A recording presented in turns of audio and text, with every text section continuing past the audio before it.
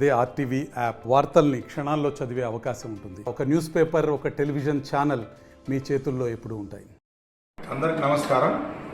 ఈరోజు కర్నూలు జిల్లా మంత్రాలయం మండలం సుంకేశ్వరి గ్రామంలో అతిసారివాద ప్రబలి దాదాపు 22 మంది ఆసుపత్రి పాలయ్యారు. అందులో ఒక చిన్న 3 ఏళ్ల పాప చనిపోవడం విషాదకరం. వెంటనే మేము మన మంత్రివర్యులు టీజీ భరత్ గారు స్పందించి కలెక్టర్ గారికిను, జేసీ గారికిను, అలాగే డిఎంహెచ్ఓ గారికిను, ఆర్డబ్ల్యూఎస్ అధికారులను అలర్ట్ చేయడం జరిగింది. ఇది కేవలం కలుషితం నీరు తాగడం వల్లనే మంచినీరు దొరక్క ఇట్లయింది, వర్షాలు పడడం వల్ల. కాబట్టి అందరికీ ఆరోగ్యం సంబంధించినటువంటి సదుపాయాలు డిఎంహెచ్ఓ గారు చూసుకుంటారు, తాగునీరుకు సంబంధించి ఆర్డబ్ల్యూఎస్ గారు చూసుకుంటారు. ఇప్పుడు జేసీ గారు కూడా మన గ్రామానికి వస్తున్నారు. కాబట్టి ప్రజలందరూ ధైర్యంగా ఉండవలసిందిగా నేను తెలియజేస్తున్నాను. విజిట్ చేసి వచ్చాను సుంకేశ్వరి. అంటే ఈరోజు మార్నింగ్ ఆ పాప చనిపోవడం అనేది కూడా చాలా బాధాకరం. 3 ఏళ్ల పాప చనిపోయింది, చాలా బాధాకరం. అండ్ 3 ఇక్కడ హాస్పిటలైజ్ అయ్యారు, ఒకరు ఎమిగ్లో కూడా హాస్పిటలైజ్ అయ్యారు.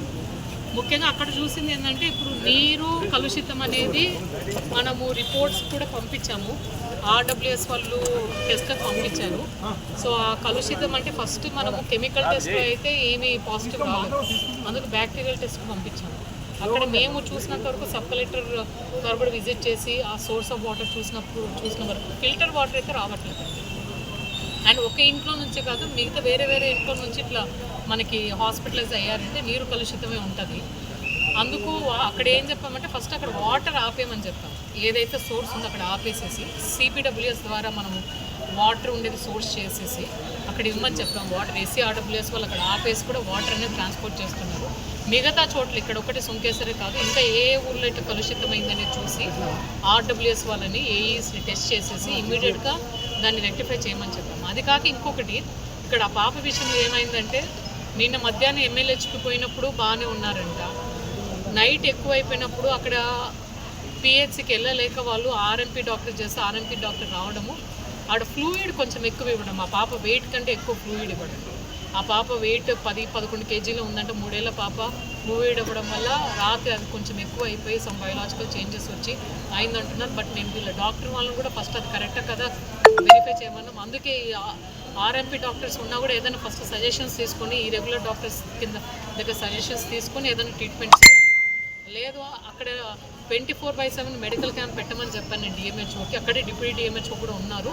24/7 ఇవన్నీ కేసెస్ తగ్గి అక్కడ మొత్తం అంతా బాగా అయ్యేంత వరకు సుంకేశ్లో 24/7 మెడికల్ క్యాంప్ ఉంటుంది. అక్కడ వాళ్ళు చెప్పడం కూడా ఏం జరిగిందంటే సెక్రటేరియట్లో క్యాంప్ పెట్టుకొని చెప్పాము. అక్కడికి వచ్చి ఏదైనా బాగాలేకపోతే విజిట్ చేసేసి కూడా ట్రీట్మెంట్ తీసుకోవాలి. అండ్ ఇమీడియట్గా బాగాలేకుంటే అక్కడ డాక్టర్ని కన్సల్ట్ అయ్యి అక్కడే అన్ని మెడిసిన్స్ కూడా పెట్టాం. డాక్టర్ని కన్సల్ట్ అయ్యి ట్రీట్మెంట్ తీసుకోవాలి. ఇంకా ఎక్కడైనా కూడా ఇలాంటి కేసెస్ ఉంటే మాత్రం దగ్గరున్న పిహెచ్సి ఏరియా హాస్పిటల్ అప్రోచ్ అవ్వమని చెప్పాలి. అండ్ ఒకవేళ నేను డాక్టర్స్ కూడా వీళ్ళకి కూడా చెప్పింది ఏంటంటే ఒక ఊరి నుంచే ఒక 2-3 కేసులు వస్తాయంటే అది ఒక ఇండికేషన్ మనకి బాగాలేదని మాకు ఇమీడియట్గా రిపోర్ట్ చేస్తే, ఈ న్యూస్ కూడా నాకు మార్నింగ్ వరకు తెలియదు, మనకి న్యూస్ స్క్రోలింగ్ వచ్చేంత వరకు నాకు తెలియదు. ఇలా అయింది చెప్తే మనము అదర్ డిపార్ట్మెంట్స్ వెళ్ళి అక్కడ ఫస్ట్ ఇమీడియట్ స్టెప్స్ ఏదైనా తీసుకోవాలంటే చేపిస్తాం. సో ఇది మా నోట్ ఇవ్వాల్సింది ఏంటంటే ఇప్పుడు సీజనల్ డిసీజెస్ ఉన్నాయి కాబట్టి వాటిని కేర్ఫుల్గా ఈ వాటర్ కూడా కొంచెం కాంచుకొని వాటర్ కానీ ఈ ఫిల్టర్ అనేది లేదు. ఇప్పుడు కంప్లైంట్ చేస్తారు అంటే జేజేఎం కింద రాలేదంట ఊరికి. అలాంటివి ఏమైనా ఉంటే టేకప్ చేయమని కూడా ఆర్డబ్ల్యూఎస్ కింద టేకప్ చేసి ఇమీడియట్గా కంప్లీట్ చేయమని చెప్తున్నారు. మరిన్ని వీడియోస్ కోసం ఛానల్ ని సబ్స్క్రైబ్ చేయండి, లేటెస్ట్ అప్డేట్స్ కోసం వాట్సాప్ ఛానల్ ని ఫాలో చేయండి అండ్ లింక్ డిస్క్రిప్షన్ లో ఉంది.